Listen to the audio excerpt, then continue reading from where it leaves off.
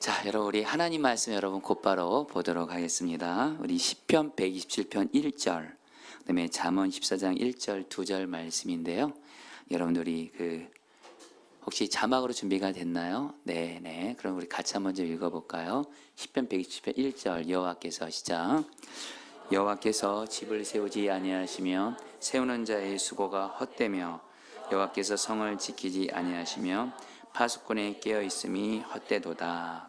잠언 14장 1절입니다. 지혜로운 여인 시작. 지혜로운 여인은 자기 집을 세우되 미련한 여인은 자기 손으로 그것을 허느니라. 아멘. 자, 우리 강사로 오신 권동진 원사 앞자리에 좀 나오시면 되겠고요. 여러분 곧바로 여러분 우리 강사 소개하고 우리 말씀 듣도록 하겠습니다. 여러분 저는 저 스스로도 그렇고 정말 증인이 되기를 원합니다. 예수님과 동행하는 증인, 실제로 이렇게 말씀대로 살아낸 증인이 되기를 갈망하는데, 제가 여러분들 목사가 되면서 참 귀한 교인들을 많이 만났습니다. 그리고 저는 우리 포도나무교회 성도님들도 저에게는 너무도 귀한 분들이십니다. 그런데 제가 정말 귀하게 여기는 그런 분들이 있어요. 바로 가정을 지키고 세운 분들입니다. 가정에 어떤 어려움이 있어도 주님을 붙잡고 말씀을 붙잡고 기도와 사랑으로 여기는 인내하고 버티고 그러면서 주님의 때를 기다리고 그래서 가정을 귀하게 세운 그런 증인 같은 분들을 저는 정말 존경합니다. 우리 권동진 권사님이 바로 그분이에요. 제가 이 권사님은 오랫동안 제가 이렇게 섬겼던 교인인데 정말 권사님 보면서 정말 가정에 주님과 동행하는 한 사람, 말씀과 기도의 사람이 있으면 주님의 가정을 정말 귀하게 세우는 것을 이렇게 제가 옆에서 봤습니다. 그리고 우리 권동진 권사님은 선한목자교회에서도 평신도인데도 말씀을 전합니다. 말씀이 제가 볼 때 웬만한 목회자들 이상으로 말씀이 사역이 너무 귀하세요. 무엇보다 중요한 건 살아낸 말씀을 전하는 분인데요. 여러분 이 정도로 소개하고요. 기독교 학교 중에 독수리 학교라고 정말 귀한 그 학교인데 거기서 부모교육 원장으로 또 우리 부모님들에게 또 이렇게 자녀들 이렇게 말씀으로 세운 것에 대해서 귀하게 쓰임받은 분입니다. 저는 빨리 이제 내려가겠습니다. 우리 권동진 권사님 나오시도록 박수로 환영하겠습니다. 네.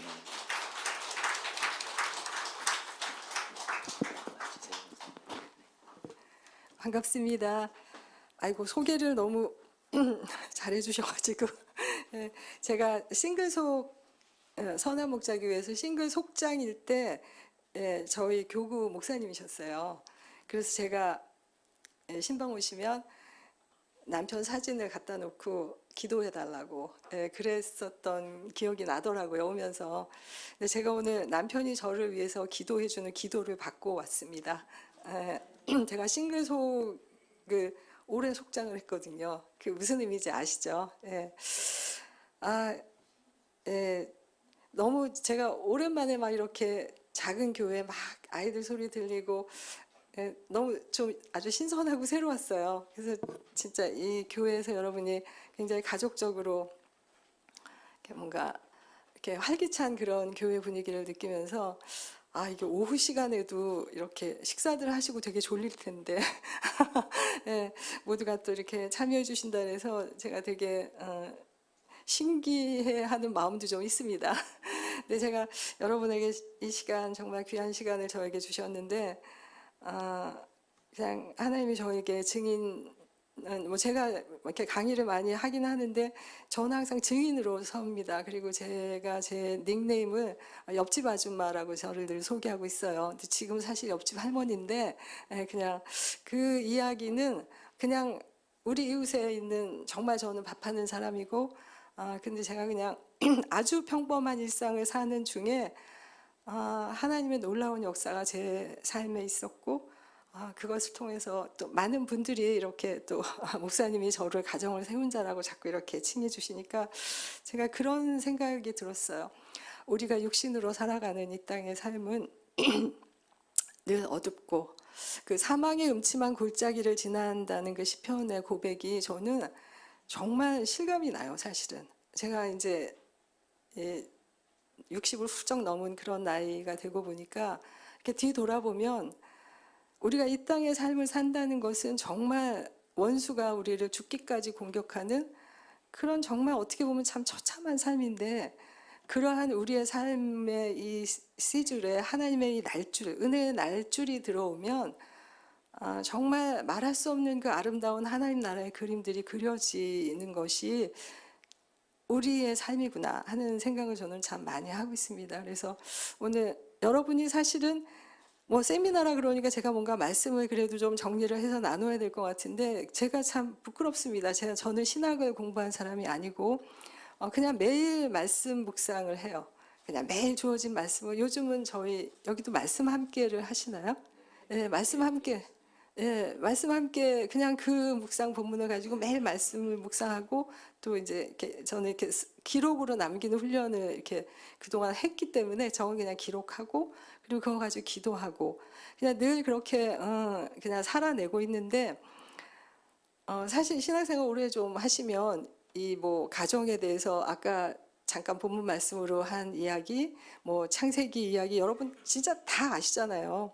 그래서 제가 뭔가를 또 정리를 한다는 것도 참 외람된데, 근데 제가 그냥 우리가 몰라서 못하는 게 아니죠. 알아도 실천할 힘이 없고, 구체적으로 그것을 그러면 어떻게 해야 되는지를 알기 때문에 더 괴로운 상황들이 있는 것 같아요. 그래서 조금 그래도 저희를 비춰주는 말씀의 거울이 있어야 되니까 간단하게 말씀으로 좀 가정에 대해서 조금, 하나님이 창조하신 이 가정의 원형이 무엇인가, 그리고 그것이 기능적으로 작동하기 위해서 하나님이 세우신 질서가 있는데 다 아셔요. 근데 그 질서에 대해서 잠깐 나누고, 그것에 비추어서 내 가정을 또 나의 삶을 좀 이렇게 돌아보면 뭐가 틀어졌는지, 어디서 어긋났는지 좀 진단을 해볼 수 있지 않을까.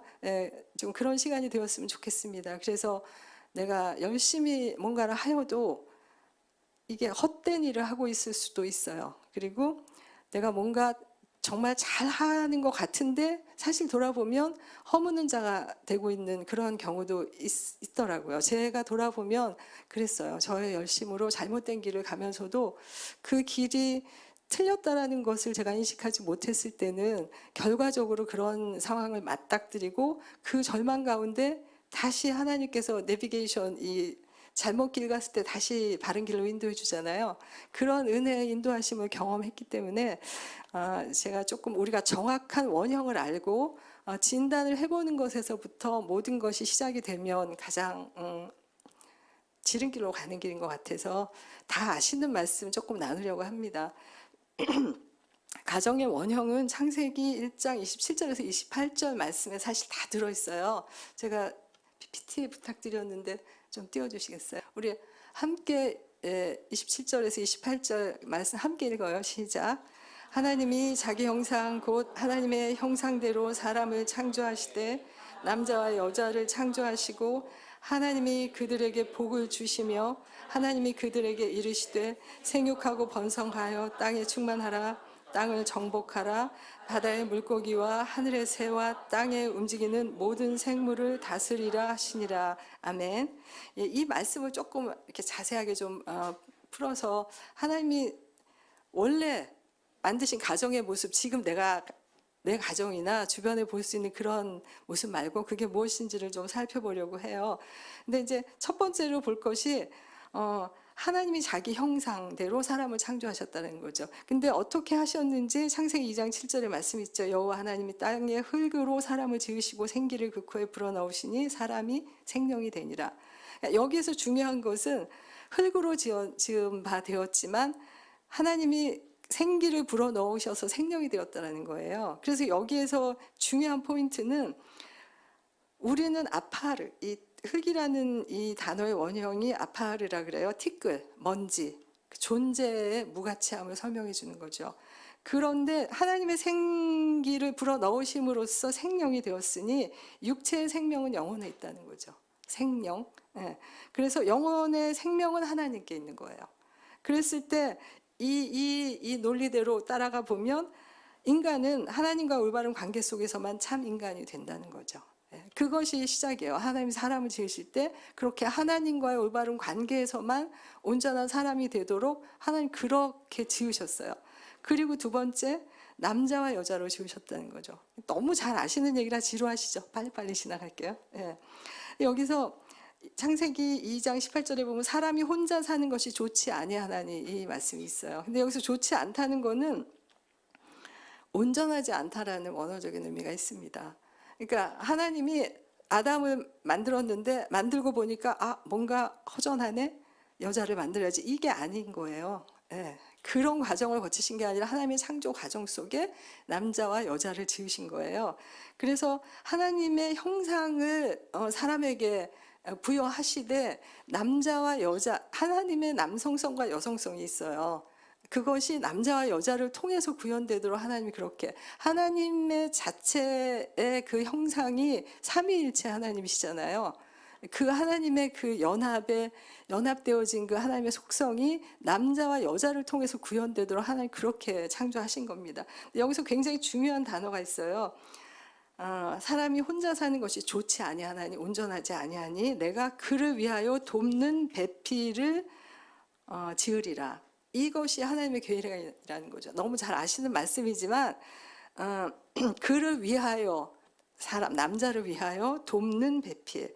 여기서 이제 요 의미를 조금 살펴보고 싶은데, 돕는이라는 그 의미가 그 원어는 에제르라 그래요. 그래서 도움을 주는, 이 도움이 어떤 거냐면 구원에 이르는 도움을 주는 그런 의미예요.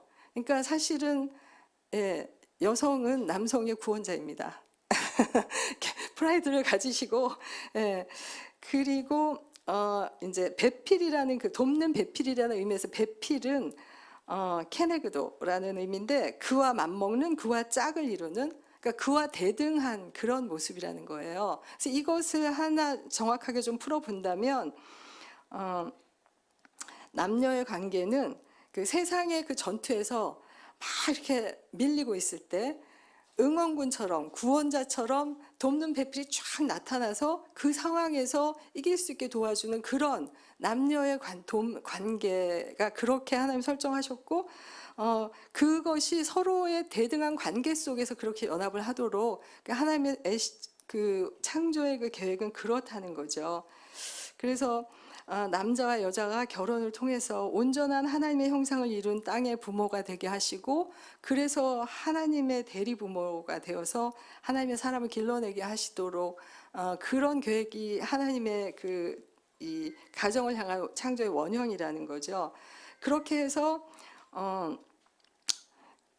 저는 이 말씀을 묵상하다가 되게 제가 은혜를 많이 받았는데, 우리가 돕는 배필 그러면 그냥 어떤 부속물처럼 혹은 뭐 이렇게 부수적인 일을 하는 그런 걸로 생각을 하기가 쉬운데, 우리는 이제 유교 사회의 남존여비 사상 그런 것들이 기반이 되어 있어서 이 부분에 대해서 정확한 성경적인 의미를 이해하고 받아들여야 돼요. 근데 이게 뭔가 이 잘못된 사회 통념이나 그런 것들로 인해서 이 남녀, 특히 부부 관계에서 잘못된 이 설정이 되어 있기 때문에 뭔가 이렇게 하나님이 원하시는 온전한 연합으로 가는데 굉장히 방해가 되지 않나, 저는 그런 생각을 좀 했습니다. 그래서 돕는 배필이라는 그 의미가 정말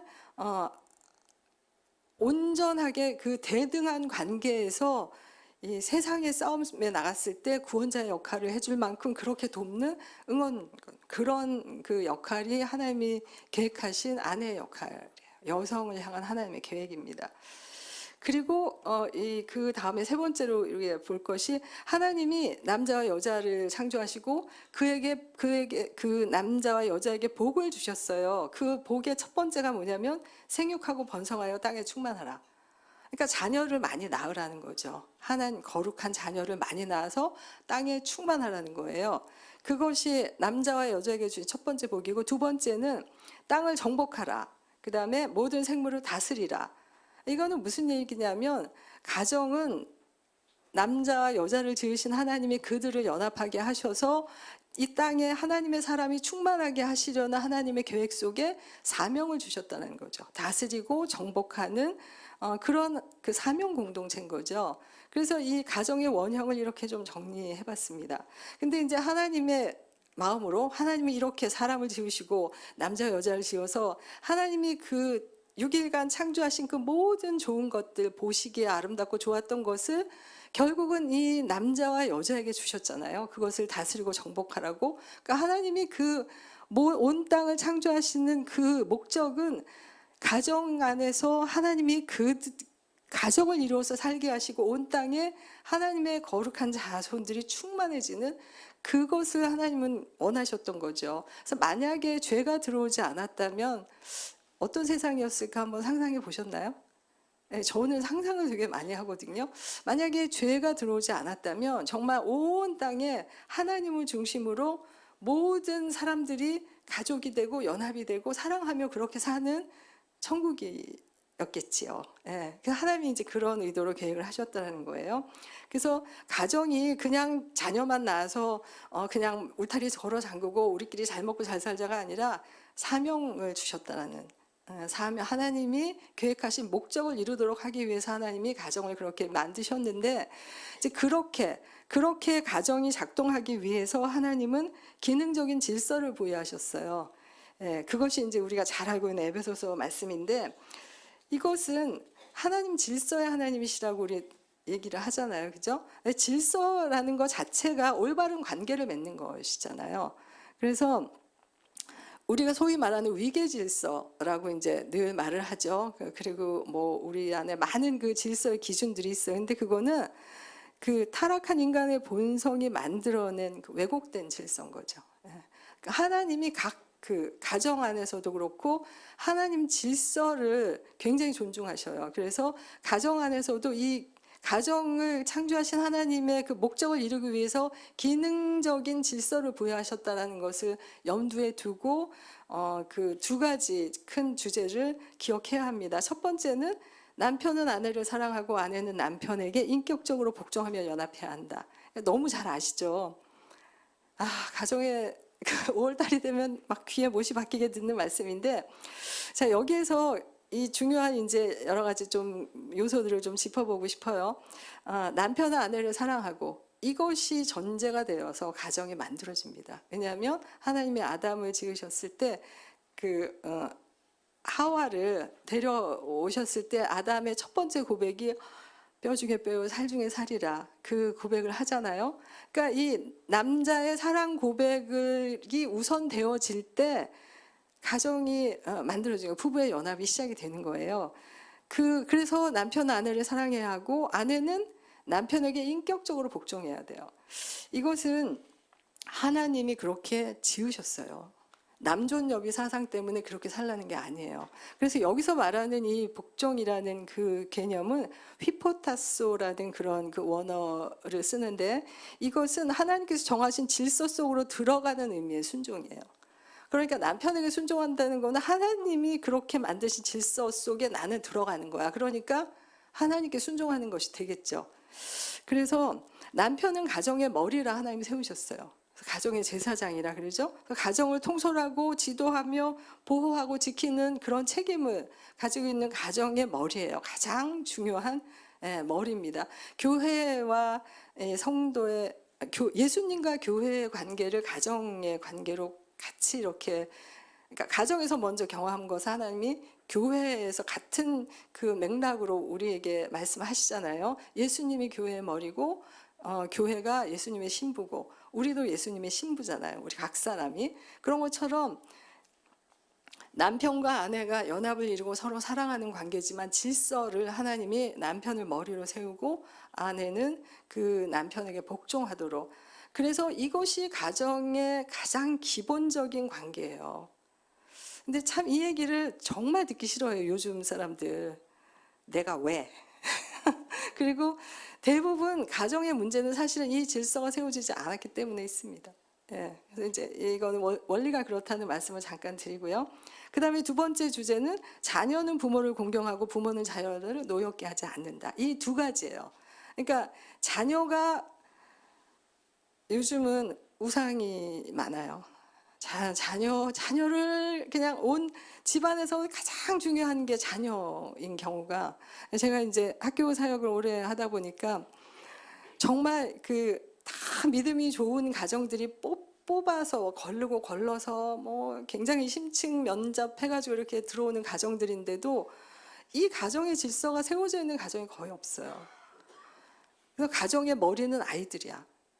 그래서 그냥 애들을 위해서는 엄마들이 뭐든지 하는데 남편을 위해서는 이렇게 참 제가 정말 현실에서 너무 막 그런 일들을 보면서 이게 정말 너무나 어려운 우리 지금 이 시대 정신이랑 너무 반대로 가고 있었구나 하는 생각을 많이 했습니다. 그래서 어쨌든 여기 계신 모든 분들은 적어도 이제 가정 안에서는 남편이 머리고 아내는 남편에게 복종하는 그 관계가 하나님의 질서에 들어가는 거라는 걸 정말 기억해 주셨으면 좋겠어요. 그래서 남편은 아내의 존경을 받을 때 남성성이 극대화되는 것 같아요. 그리고 그를 위해서 또 남편들은 아내를 사랑해야 돼요. 여성들은 사랑받으면 그 사랑받는 것 때문에 다 할 수 있어.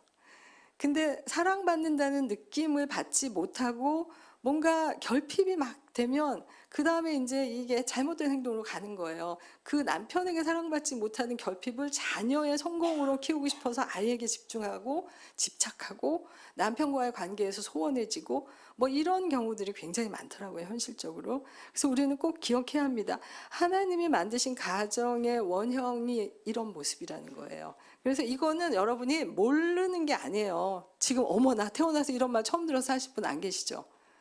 다 아는 건데 문제는 이게 내 현실에서 내가 살고 있는 내 가정 안에서 이것이 제대로 지켜지지 않고 세워지지 않고 있기 때문에 나에게 버거운 말씀이 되어 있어서 별로 신경 쓰고 싶지 않은 그런 게 우리의 그 현실입니다. 그래서 여러분 가정의 삼각대가 남편과 아내와 자녀예요. 이것이 균형이 잘 갖춰져 있을 때 건강한 가정이 세워지는 거예요.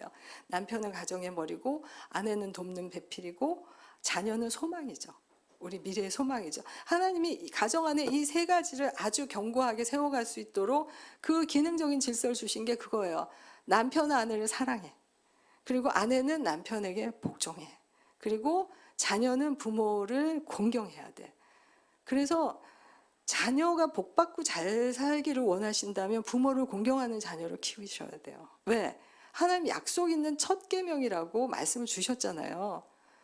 약속 있는 첫 계명이라는 건 굉장히 중요한 아주 중요한 제가 생각할 때는 그래요. 하나님이 여간에서 그렇게까지 말씀 안 하시잖아요. 부모를 공경하라는 그 말씀이 왜냐하면 보이는 부모가 하나님을 대신하기 때문에 그래요. 하나님이 자녀를 이 땅에 하나님의 자녀를 낳아 기르게 하시는 이 가정에 정말 크고 신묘막측한 일이 자녀가 정말 하나님이 주시는 그 생명을 부모를 통해서 이 땅에 낳게 하시면서 이 부모와 자녀의 관계 속에서 자녀는 하나님을 배워가고 하나님을 경험하게 되죠. 그래서 부모와 자녀의 관계가 건강한 가정의 자녀들이 건강한 정체성을 가지고 하나님을 잘 섬기는 세상에 나가서 또 하나님의 사람으로 살아내는 그런 선순환이 일어나잖아요. 그래서 저는 그래요. 세상이 갈수록 이상해지죠. 정말 너무너무 이상해요. 그리고 지금의 시대 정신은 포스트 모더니즘을 뛰어넘어서 정말 자기가 누군지 모르고 살아가는 게 지금의 이 현실이더라고요. 현대 주체 사상이 저는 깜짝 놀랐어요. 얼마 전에 제가 그 뭐 인문학 강의를 일부러 좀 찾아서 들었더니 그런 얘기를 하더라고요. 주체는 타자의 구성물이다. 이게 가장 중요한 현대 주체 사상이라는 거예요. 이게 무슨 얘기냐면 옛날에는 여러분 데카르트 하면은 나는 존재한다, 고로 생각한다, 뭐 나는 생각한다, 고로 존재한다. 뭔가 이렇게 자기 중심에서 뭔가를 하는 인간의 이성이라도 중요한 그런 거였다면 지금은 모든 이 주체를 관계 속에서 찾으려고 하더라고요. 그래서 다른 사람이 나를 어떻게 보는지가 결국은 나라는 거예요. 그러니까 뭐든지 SNS에 사진 찍어 올리는 게 삶의 목적이 되어 있는 것처럼 요즘 젊은 사람들 그렇잖아요. 조금 그런 이런 사상이 만연하고 있으니까 이해가 가더라고요. 얼마나 비참해요. 내가 누군지도 모르고 다른 사람이 나를 어떻게 보는 게 곧 나라고 생각하니 자기도 자기가 누군지를 모르는 거예요. 그래서 참 인간의 조건은 하나님이 지으신, 하나님이 그 형상을 따라 지으신 그 모습을 회복하는 것이 제대로 된 인간의 삶을 사는 지금 현대 시대에서는 더욱더 그것이 확실해지는 그런 때가 되어 있더라고요. 그래서 여러분, 가정 안에서 이 일이 일어나야 돼요. 가정에서 이것을 경험하지 못하면 교회에서, 학교에서, 사회에서 절대로 배울 수가 없습니다.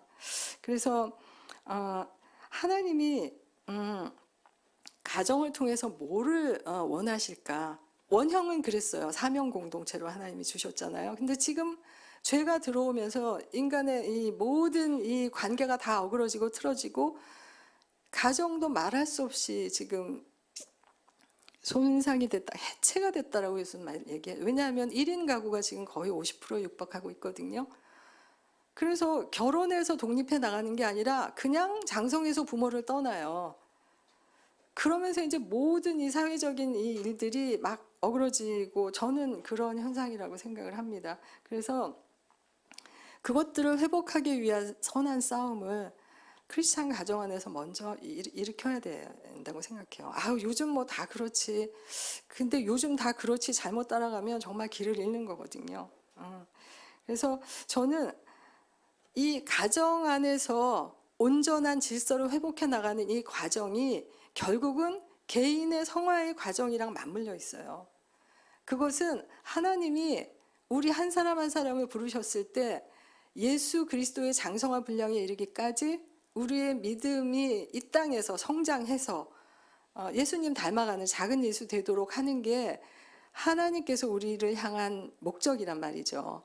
그래서 그 맥락에서 우리의 모든 기도도 사실은 있어야 돼요. 근데 오늘은 제가 그런 얘기를 하는 자리가 아니니까 저는 이제 가정 안에서 남편에게 복종하고 남편을 머리로 세우고 자녀를 다음 세대 정말 하나님 나라의 소망으로 여기며 하나님의 기업으로 길러내는 그 모든 일들이 일어나는 건강한 가정의 회복을 위해서는 결국은 누군가가 예수님이 십자가에서 돌아가시면서 인류의 구원을 이루신 것처럼 누군가의 헌신과 수고와 눈물의 기도가 있어야 돼요. 그것이 가정을 세우는 그것을 사명으로 여기고 살아내는 누군가의 이 헌신이 없이는 절대로 가정의 회복은 이루어지지 않습니다.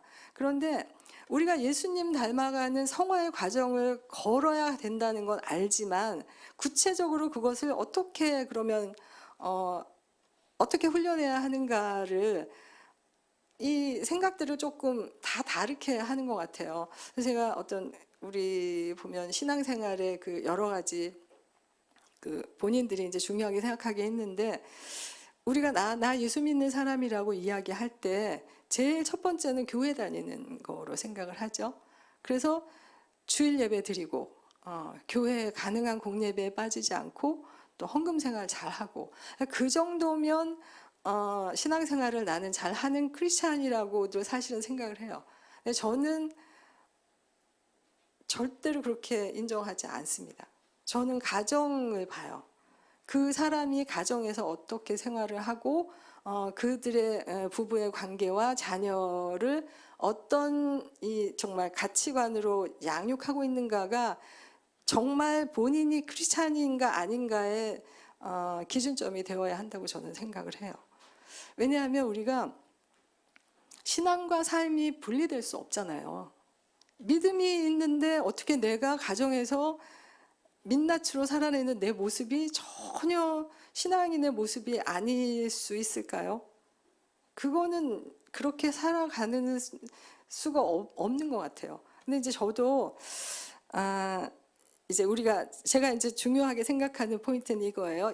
오늘 이 가정의 기능적인 질서를 가지고 여러분의 삶을 한번 진단해 보시고 내가 이것이 완전할 수는 없어요. 우리가 다 과정 중에 있기 때문에. 그러나 특히 어느 부분이 걸려 있구나. 우리는 자녀가 문제가 많구나. 혹은 내가 부부관계에 나는 별로 신경을 안 쓰고 살았는데 이게 너무 지금 너는 너 나는 나 그냥 각자 편한 대로 사는 요즘 그런 게 많아가지고 그게 그냥 당연하다고 생각하는데 절대로 그렇지 않습니다. 그래서 진단을 해보세요. 그래서 그 부분에서 아 내가 지금 이것을 회복을 위해서 내가 싸워야 하겠구나 이런 어떤 진단이 내려지면 그 부분에서 내가 기도하며 내 스스로를 그렇게 순종하기 위해서 선한 싸움을 자기와의 싸움으로 가져가셔야 되는 거죠. 그게 성화의 과정이 되는 거예요. 그래서 저는 자녀들이 인정하지 않는 부모의 믿음은 참 믿음이 아니라고 생각해요. 그래서 이런 말씀 드리기 좀 죄송하지만 저는 우리가 들을 수 있고 이 땅의 삶에서 노력할 수 있는 시간이 있을 때는 정확한 진단을 하는 게 도움이 되기 때문에 말씀을 드립니다. 여러분의 신앙이 교회 와서 인정받는 신앙인가 가정에서 자녀들에게 혹은 남편에게 아내가 인정해주는 믿음인가에 대해서는 한번 진단을 해보셨으면 좋겠어요. 그래서 제가 이제 이 성화의 과정으로 가정을 세워나가는 이 이야기를 좀 말씀을 드리려고 해요. 그래서 제가 이 부모 교육할 때 늘 사용하는 중요한 이론 중에 하나 파이프 이론이라는 걸 여러분에게 알려드리고 싶은데 이제 자녀를 잉태했어요. 그 탯줄을 통해서 엄마의 모든 이 영양을 공급받아서 이 태아가 무럭무럭 자라잖아요. 그죠? 근데 이제 세상에 태어나면 탯줄을 다 끊어요. 그죠? 그러면 이제 이 자녀는 홀로 자가 호흡하고 자기가 먹어서 이 영양을 공급하면서 그렇게 이제 생명을 이어나가게 되겠죠. 그렇지만 엄마와 자녀의 이 탯줄이 끊어진다고 해서 완전히 독립된 이 존재로 살아가는 건 아니잖아요. 보이지 않는 파이프라인이 연결이 되어 있어요. 부모와 자녀는. 그래서 끊임없이 자녀에게 공급되어져야 되는 정서적 지지의 이 소스가 있어요. 그게 이제 세 가지로 정리를 할 수 있는데 첫 번째가 넌 안전해요. 넌 안전해. 그러니까 아이들이 불안하도록 가정 환경이 되면 안 되겠죠. 그다음에 두 번째가 너는 존귀한 자야. 그리고 난 널 사랑해. 이 세 가지의 메시지가 지속적으로 자녀에게 흘러갈 때 이 자녀가 가장 건강하게 이 온전한 그 정말 정체성을 가지고 자라나게 됩니다. 근데 사실 이 세 가지 주제는 부모가 노력해서 줄 수 있을 것 같지만 사실은 그럴 수 없어요. 저도 아이를 셋을 키웠는데 얼마나 이 자녀를 키우는 일이 무겁고 어려운 일인지를 정말 경험을 많이 했습니다. 제 한계를 느낄 때 이 자녀들은 저를 이해하지 못하는 어린 생명체니까 나는 아파서 죽을 것 같은데 이 아이는 그거 모르잖아요. 그러니까 너무 제 스스로의 한계를 많이 부딪히는 게 부모의 역할이더라고요. 살면서. 그래서 넌 안전해. 자녀에게 그 안전한 삶을 제공해 주는 것이 사실 또 우리 남편들의 가장 큰 책임이기도 하잖아요. 근데 이렇게 험한 세상에서 그게 늘 그렇게 성공하는 일은 아니에요. 불안한 환경도 있고 또 뭔가 사회에서 여러 가지 아픔들을 당할 수도 있고 내가 병이 들 수도 있고 이게 우리가 할 수 있는 간단한 메시지가 아니에요. 근데 이 말씀은 이 세 가지의 이 주제는 성경에서 하나님이 끊임없이 우리에게 하고 계시는 말씀이에요. 하나님이 계속해서 말씀에서 넌 안전해. 난 세상 끝날까지 너와 함께 할 거야. 그러니까 너는 안전해. 그리고 너는 존귀한 자야. 네가 얼마나 존귀하냐면 내가 내 아들을 십자가에 못 박기까지 널 사랑하잖아. 그러니까 너는 존귀한 자야. 넌 세상에 하나밖에 없는 나의 특별한 자녀야. 그만큼 나는 널 사랑해. 이 메시지는 성경에서 계속적으로 우리에게 들려주는 말씀이에요. 그래서 저는 좋은 부모가 되고 좋은 가정을 건강한 가정을 만들기 위해서는 우리가 하나님의 좋은 자녀가 되는 것이 우리의 삶의 목표이면 됩니다. 그게 같은 말씀이에요. 그래서 이 하나님으로부터 계속적으로 하나님이 성령을 통해서 우리에게 주시는 그 메시지를 우리가 받아서 내가 먼저 건강한 사람으로 회복이 되면 나누어 줄 것이 생겨요. 내 안에 충만이 있으면 남편도 세상에 나가서 힘들고 지쳐있는 남편을 향해서 생명의 말을 전해줄 수 있고 또 자녀들을 위해서도 괜찮아. 넌 너무 존귀한 자야. 하나님이 널 위한 특별한 계획이 있어. 힘들지만 버텨. 잘할 수 있어. 이렇게 살리는 말을 할 수 있는 그런 자기 회복이 있어야 된다는 거죠. 그래서 저는 이제 제가 어쩌다 보니 이렇게 마이크를 잡고 저보다 이제 어린 어머님들에게 이렇게 해라 저렇게 해라 이제 이야기도 하고 그런 부모 교육을 하는 자리에 오래 있게 됐는데, 사실은 그것이 제가 결혼하고 가정을 세워나가는 과정에서 제가 하나님을 경험하고 제가 변화됐던 그 일 때문에 되어진 일이더라고요. 그래서 저는 결혼할 때 저희 남편이 저랑 이제 동갑이었는데 너무나 환경이 달랐어요. 저는 이제 부모님이 막내신, 두 분 다 막내신 가정에서 핵가족으로 살았어요. 그래서 뭐 이렇게 사람들이 많이 모이고 이런 거 잘 모르고 명절에 큰 집에 가기 싫으면 안 가도 되고 이런 환경이었다면, 저희 남편은 종갓집 종손이었어요. 그리고 부모님이 일찍 돌아가시고 시할머님을 모시고 살아야 되는 그런 환경이었어요. 그리고 저도 본 적은 경상도이긴 하지만 저는 그냥 부모님이 특별히 저에게 뭐 이렇게 어려움을 스트레스를 주거나 부모님 때문에 뭔가 막 긴장하거나 이런 걸 잘 모르고 살았는데, 결혼을 하고 보니 저희 시댁은 제가 이제 시할머님을 모시고 시집살이를 하는 결혼 생활을 했습니다. 굉장히 힘들었어요. 반응들이. 왜냐하면 저는 예수를 안 믿었어요 그때. 그런데 결혼을 하고 보니까 너무나 이거는 완전히 동이서에서 먼 것 같이 너무 다른 환경에 제가 갑자기 들어가게 됐고, 저희 남편은 이제 생모가 어머님이 남편을 낳고 닷새 만에 돌아가셨어요. 그러니까 어머님 얼굴을 모르고 자란 거예요. 그 결핍은 정말 아주 사람의 평생에 지대한 영향을 끼치는 그런 결핍이더라고요. 베이직 트러스트 경험이 약한 거죠. 그래서 외가에서 자라다가 6살에 이제 본가로 갔는데, 그 6살의 그 어린 나이에 자기가 살고 있던 그 뿌리가 뽑혀서 다른 데 심겨지는 그 엄청난 트라우마를 경험하면서 엄청난 분리불안, 이런 불안, 이게 굉장히 다른 사람하고 좀 이 수치가 다른 그런 사람이었어요. 몰랐죠. 네, 몰랐으니까.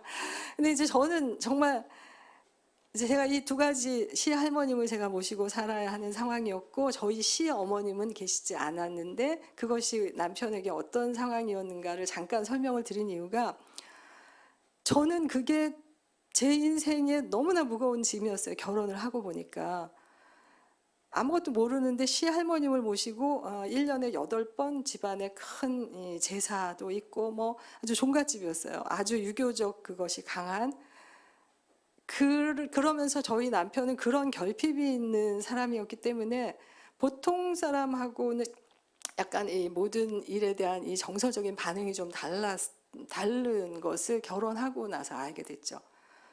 그러니까 저한테는 정말 열심히 노력해서 잘 살면 되지 하는 그런 상황이 아니었어요. 시집을 오고 나니까. 그래서 제가 그때 하나님을 만났습니다. 저는 결혼하기 전까지는 열심히 노력하면 되고 최선을 다하면 되고 사람과 사람은 진심이면 되는 거지. 이게 저의 모토였어요. 그래서 하늘을 우러러 한 점 부끄럼 없으면 되지. 맨날 뭘 죄짓고 가서 울고불고 회개를 해. 뭐 이런 식으로 이 예수 믿는 사람들을 굉장히 속으로 좀 무시하고 아주 교만이 하늘을 찔렀던 것 같아요. 그렇게 살았어요. 그러다가 제가 아무리 착하게 살아도 되지 않는 시집살이, 아무리 노력을 해도 다 감당할 수 없는 문제, 남편은 제가 알고 있던 그 사람이 아닌 현실, 그 현실 앞에서 제가 하나님을 만났어요. 그래서 하나님을 만나서 하나님의 말씀들이 실제가 되어야 한다는 것을 제가 하나님께 기도하면서 실제로 그런 일들이 일어나는 것을 제가 결혼 생활을 통해서 정말 많이 경험을 했습니다. 제사를 폐해주는 그 일도 1년에 8번씩 지냈던 그 일을 하나님이 정말, 제가 너무 믿음이 어려서 성경을 읽으니까 하나님이 제사 지내는 거 싫어한다고, 미워하는 일이라고 하시더라고요. 그래서 제가 막 기도했어요. 그때 저의 기도는 이랬어요. 하나님, 저는요, 하나님은 사랑이시잖아요. 근데요, 저는요, 시댁 어르신들은 너무 무서워요. 나는 말 못해요. 정말 제가 이렇게 기도했어요. 그러니까 하나님이 알아서 해주세요. 근데 하나님이 싫어하는 일을 제가 계속 하는 거가 너무 괴롭고 힘들어요. 제가 맨날 그렇게 기도했어요. 근데 정말 하나님이 기적적으로 그 일도 제가 말한 대로 제가 말하지 않고 바꿔주는 일을 경험했어요. 제가 사실은 너무 많은 일들이 있어서 구체적으로 그 한 사건을 이야기하면 1박 2일. 뭐 이래서 제가 간단하게 이야기를 하면 제가 이제 말씀드리고 싶은 건 이거예요. 저는 너무 힘들었어요. 결혼하고. 그리고 하나님이 저를 가정을 깨뜨리지 않게 하려고 계획에도 없이 첫 아이가 금방 들어섰어요. 그래서 저희 남편이 학생 때 결혼을 했는데 학생인데 아이 아빠가 됐어요. 그러니까 아이까지 딸려서 이거는 빼도 박도 못하는 그런 상황으로 가면서 하나님이 또 셋째까지 주시더라고요. 그래서 제가 정말 둘만 있어도 어떻게든 대충 키워놓고 좀 보따리를 싸서 나가고 싶은데 그럴 수가 없는 상황으로 하나님 만들어 가시면서 제가 요즘에 이제 제 안에 있었던 올해 이제 제가 결혼 40주년을 맞이하면서 40년을 어떻게 길게도 살았더라고요. 40년을 살았네. 그러면서 그 40년은 정말 은혜가 아니면 설명할 수 없는 그런 시간을 제가 보냈더라고요. 그런데 제가 시할머님을 모시고 사는데 1년이 채 안 돼서 할머님이 치매가 오셨어요. 그래서 제가 정말 눈물 없이 말할 수 없는 시간을 보냈습니다. 9년 동안 제가 모셨는데 치매 걸린 시할머니 모시고 아이 낳아 기르고 공부하는 학생 남편 뒷바라지 하고 온 집안의 대소사를 뭐 그렇게 제가 살았어요. 그런데 제가 그때 하나님만이 유일한 피난처고 제가 이게 철일도 안 들고 시집을 간 것 같은데 결혼 생활을 하면서 어려운 거는 친정에 말을 못 하겠더라고요. 부모님이셔도. 그러니까 제가 친정에 얘기 못 해. 친구들한테는 자존심 상해서 말 못 해. 하나님한테밖에 얘기할 수가 없는 거예요. 그래서 제가 정말 맨날 하나님한테 울고불고 하나님 어쩌고 저쩌고 저쩌고 나만 왜 이래요 어쩌고 저쩌고 맨날 이렇게 그런 기도를 하면서 꺼이꺼이 살아냈던 그 시간인데 돌아보니까 제가 시할머님이 믿음의 조상이었어요. 저희 시댁에. 아무도 안 믿으시는데 혼자 믿음을 이렇게 신앙생활을 하셨어요. 그래서 제가 할머님을 모시고 교회를 나가고 하면서 하나님이 저에게 이 메시지를 통해서 저를 깨뜨리시더라고요. 그래서 돌아보니까 제가 시할머님을 모시는 그 일이 저는 너무 괴로웠는데 제가 그 할머님의 기도의 축복을 받는 그 자리로 나가는 거였더라고요. 그리고 저희 시어머님이 그 시절에 장로님 따님이셨더라고요. 이제 저는 얼굴도 못 뵙고 저희 남편도 당연히 저보다 지금은 저희 딸보다도 젊은 어머님의 이 기일을 저희가 매년 맞이할 때마다 저는 이해할 수 없는 일이었죠. 근데 제가 저희 남편을 너무 그 불안정하고 이 일반적으로 해석하기 힘든 성향을 보이는 그런 남편을 제가 품기로 작정했던 이유는 어머님의 그 자리를 제가 대신 해줘야 되겠다라는 그런 생각을 제가 그 어린 나이에 했어요. 그래서 제가 그 어머님이 안 계신 남편의 그 결핍을 어떻게든 채워주고 싶어서 제가 굉장히 그 갑절의 그 무게를 느끼면서 남편의 아내 역할을 해왔었거든요.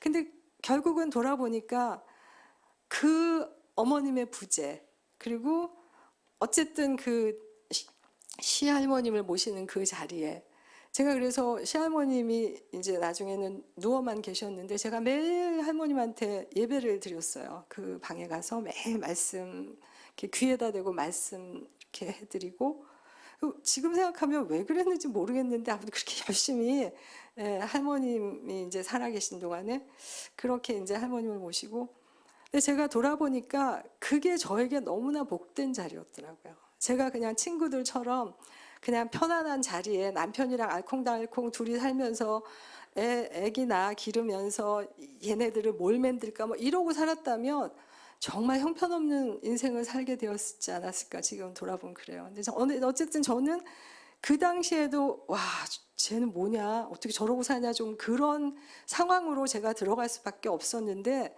결국은 그 자리가 하나님 나라의 시선으로 돌아봤을 때 너무나 축복의 자리였다는 걸 제가 지금 깨닫고 뭣도 모르고 살아냈지만 그것이 너무 감사의 자리였구나. 제가 그렇게 제 힘으로 살 수 없는 그런 상황들을 만날 때마다 저희가 집안 친척들이 너무 많아가지고요. 시할머님을 모시고 사니까 명절에 다 모이면 한 50명, 60명씩 손님이 오셨어요.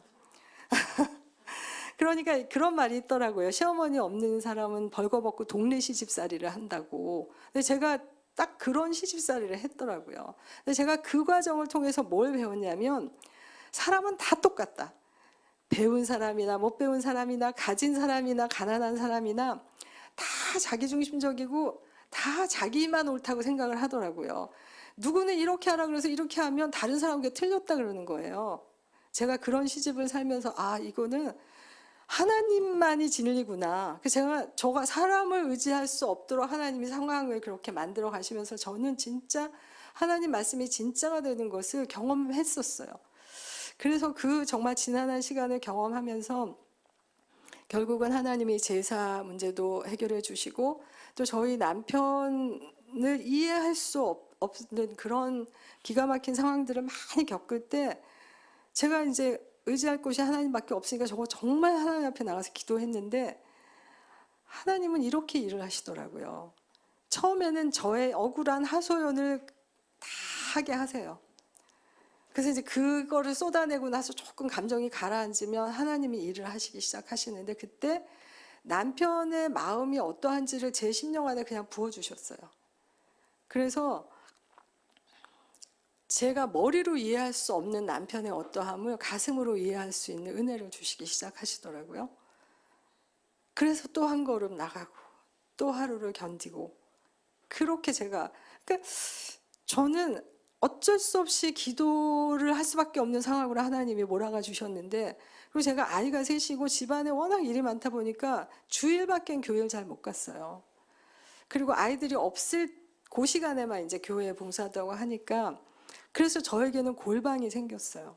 제가 그냥 애들 잘 때, 남편 잘 때라도 혼자 가서 하나님 앞에 이 읍소할 수 있는 그 자리가 저의 골방이 돼서 저는 지금 생각해보면 제가 그 골방의 훈련이 얼마나 저에게 그래서 저는 사실은 죄송하지만 교회 중심적인 신앙생활보다는 하나님과 나와의 관계 중심적인 신앙생활을 하게 됐고 지금도 저는 골방이 없는 신앙생활에 대해서는 이 업다운이 있는 많은 분들의 이야기를 들어보면 결국은 자신의 골방이 없어서 생기는 일들이라는 거를 저는 결론을 내렸습니다. 왜냐하면 말씀이 있고 기도가 있고 내가 직접 하나님과의 관계에서 주시는 은혜가 나한테 없으면 그 하루를 어떻게 살아요? 근데 교회에서 듣는 말씀, 그 공동체에서 듣는 그것들이 나에게 도전이 되고 나의 혼자 해결할 수 없는 어떤 그 돌파구가 되지만 그거를 지속적으로 끌고 나가는 것은 내 골방에서 되어지는 일이거든요. 그래서 말씀과 기도가 개인이 스스로 하는 말씀과 기도가 없다는 것은 어떻게 보면 굉장히 신앙생활이 제자리를 계속 맴돌아요. 치고 나가지 못해요. 그러니까 현실을 뚫고 나가는 믿음은 자신이 하나님과 직접 대면하는 그 자리에서 주시는 은혜를 받고 그 말씀이 있어야 가능한 일입니다. 근데 저는 너무 감사하게 가정에 일어나는 모든 일들이 제 힘으로 할 수 없는 너무나 많은 쓰나미 같은 일들이 자주 밀려왔기 때문에 그런 상황을 제가 하나님과의 관계에서 풀어나가는 훈련을 계속 했던 것 같아요. 저는 친정에서 제가 첫 번째 믿음의 사람이에요. 아시죠? 그게 얼마나 외롭고 그래서 제가 하나님을 만나고 나니까 제가 너무 불쌍한 거예요. 그래서 제가 맨날 이렇게 기도했어요. 하나님, 저는요 과부고요. 저는 고아잖아요. 남들이 보면 그렇게 안 보는 일이지만 영적으로는 그랬어요. 남편이 영적으로 하나 되지 못했을 때 저는 과부였고 영적으로. 그리고 저는 이 부모님이 신앙생활을 전혀 안 했던 오히려 우상을 섬기는 가정이었기 때문에 저를 위해서 쌓인 기도가 하나도 없다는 것이 저는 너무 괴로웠어요. 근데 하나님이 결국은 저를 통해서 친정을 다 구원시켜 주셨고 그 친정의 구원을 통해서 지금은 모이면 다 예배드리고 저희 친정 아버님이 10년 전에 소천하셨는데 천국에 가셨어요. 그래서 저는 너무 불가능한 상황이었어요. 제가 하나님을 만났을 때 저는 진짜 고아요, 과부요, 영적인 동역자도 하나도 없는 것 같고 너무 척박한 환경인 것 같았지만, 그래서 제가 사람을 의지하지 않고 하나님 붙들고 나아가는 그 과정 속에서 하나님은 말씀을 다 이루어주시는 분이십니다. 주 예수를 믿으라, 그리하면 너와 내 집이 구원을 얻으리라. 저는 그거 붙들고 15년 기도했더니 그때부터 하나님이 일하시기 시작하셔서 친정 구원이 일어났고, 부부는 한 몸이라 그 말씀 붙잡고 기도했더니 저희 남편이 요즘 성경 읽는 재미로 살거든요. 그래서 제가 오늘 여보 나 오늘 사역인데 당신이 기도해 주면 좋겠어요. 그랬더니 손을 잡고 기도를 해줘서 제가 그 힘을 받고 왔습니다. 제가 새 아이를 길렀는데 하나님이 저를 제일 마지막에 훈련시키셨던 게 자녀 문제였던 것 같아요. 그래서 저는 기도하면 다 된다고 생각했어요. 그동안에 하도 많은 일들을 기도로 해치고 나왔기 때문에. 근데 자녀를 셋을 길러나가는 그 과정 속에서 정말 철저하게 하나님이 저를 담금질하셨어요. 그래서 여러분, 자녀의 문제는 정말 하나님 앞에 나가서 나를 쳐서 복종시키고 내 주권을 포기하는, 자녀에 대한 내 권리를 포기하는 그 일이 여러분 안에 있을 때 있어야 됩니다. 하나님은 그래서 자녀를 주신 것 같아요. 자녀를 길러서 그 자녀로부터 얻는 그 축복은 길 끝에 있는 거예요. 그래서 저는 세 자녀를 기르면서 아롱이 다롱이었어요. 큰아이, 둘째 아이까지는 제가 막 어떻게 하면 잘 되는 그런 아이들이었어요. 그리고 막내를 늦게 주셨는데 걔는 도대체 손을 댈 수 없는 그런 너무 자유로운 영혼이고 너무 연약해서 불면 꺼질 것 같고 꽉 찌면 깨트릴 것 같아가지고 어떻게 할 수 없는 그런, 그 하나님이 그 자녀를 다치지 않고 길러내게 하시는 훈련을 제가 받으면서, 제가 어머니도 훈련할 때 그래요. 자식이 뒷꼭지가 예쁘면 성령 충만, 뒷꼭지가 미워서 나쁜 생각이 올라오면 기도해야 된다고. 기도의 자리로 가라는 사인을 그렇게 분별하라 그래요. 여러분, 자녀는 하나님의 것이에요. 근데 내가 나서 길렀기 때문에 자꾸 내 거를 만드는 게 우리의 죄성이거든요. 그래서 저는 이 자녀를 낳아 기르는 그 과정 속에서 철저하게 십자가에 나를 못 박는 것을 훈련하고 있습니다. 아직도. 그래서 내 기준을 내려놓지 않으면 자녀의 어떠함 절대로 우린 판단을 못해요. 근데 저는 제 아이들이 좋은 대학 가고 세상이 말하는 기준에서 잘 될 때는 내가 기도해서 잘 됐다라고 생각했어요. 근데 그 아이들이 참 하나님을 만나서 붙들고 가는 그 과정을 하나님이 이끌어 가실 때, 그때 저는 제가 실패한 부모인 걸 알았어요. 그렇지만 기도하고 있으니 하나님이 그 아이들을 붙들고 가시더라고요. 그리고 제가 제일 아픈 손가락이라고 생각했던 막내를 기르고 그 아이가 성인이 돼서 결혼을 하고 그 과정을 보면서는 나는 그 아이가 늘 불안했거든요. 근데 그렇게 견고하게 하나님과의 관계가 바로 서 있고 신앙적인 세계관이 구축되어 있는 거를 결혼시키고 나서 볼 때마다 놀래요. 제가 어머, 제가 저런 아이였구나. 그래서 여러분, 자녀에 대해서는 하나님의 거라고 생각하고 그것을 내려놓는 훈련 여러분 끊임없이 하셔야 돼요. 부부관계에는 서로 사랑하고 그 질서에 들어가는 훈련을 하시고, 그게 잘 안 되면 기도하셔야 돼요. 기도하지 않으면 절대로 남편에게 복종 못합니다. 아니 뭐 존경할 수 있는 사람이어야 존경을 하고 복종을 하죠. 그런 핑계 대지 마시고, 그거는 하나님의 명령에 순종하는 의미로 우리가 그렇게 하는 거예요. 그래서 여러분, 밖에 나가서 세상에서 일하고 있는 남편들, 아내가 인정해주고 격려해주고 사랑해주고 세워주지 않으면 어디서 힘을 받겠어요. 그리고 남편 하나 바라보고 사는 아내들, 남편의 사랑받지 못하면 그 피폐하고 그 가난한 심령 어디서 채우겠어요. 그래서 사랑하고 존경하고 이것이 계속 선순환이 됩니다. 그런 부부가 자녀를 하나님의 것으로 내어드릴 수 있는 그런 건강한 가정이 되는 거예요. 그래서 여러분, 말씀과 기도 없이는 절대로 이 일이 이루어지지 않아요. 그래서 마지막으로 한 말씀만 여러분에게 드리겠습니다. 여러분, 제가 제일 좋아하는 말씀이 있어요. 주의 말씀은 내 길의 빛이요 내 발의 등불이라.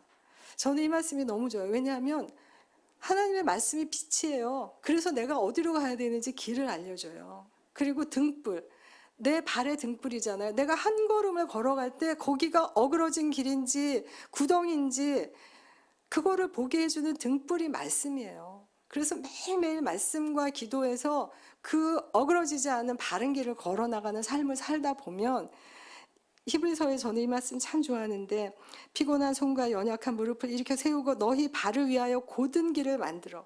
저는 이 말씀 참 내 발이, 여기 성경에 보면은 저는 다리라고 되어 있어요. 우리가 다 절름발이처럼 다 망가져 있고 무너져 있는데, 저는 다리가 곧은 길을 만들어 가다 보면 어그러지지 않고 고침을 받는다 그래요. 저는 이게 매일매일 말씀과 기도에서 일어나는 일이라고 생각을 합니다. 그래서 여러분, 제가 약간 2분 초과했는데 여러분 마음에 이 말씀이 정말 도전이 되고 새롭게 되기를 축복합니다. 제가 잠깐 마무리 기도하겠습니다. 하나님, 부족한 자를 증인으로 세우셔서 하나님은 얼마나 위대하시고 하나님은 얼마나 섬세하시고 하나님은 얼마나 사랑이 많으신 분이신가를 제가 다 세세히 전하지는 못했지만, 하나님 성령께서 각 사람의 심령 가운데 느끼게 해주셨으리라 믿습니다. 아버지 하나님, 우리 힘으로 할 수 없는 일은 하나님께 내어 맡기고 내가 할 수 있는 나 자신과의 싸움을 싸우는 성화의 길을 우리가 쉬지 않고 걷게 하시고, 그 길을 통해서 하나님이 영광 받으시고 하나님이 행하시는 가정의 질서가 세워지고 회복이 일어나는 그 일들이 모든 성도님들 가정 안에 일어나기를 간절히 기도합니다. 오늘 이 말씀을 통해서 마음의 결단이 일어나게 하시고 그것을 매일매일 순종함으로 지켜나가는 그런 축복이 임하도록 하나님 일하여 주시옵소서. 감사드리며 귀하신 예수님의 이름으로 기도드렸습니다. 아멘.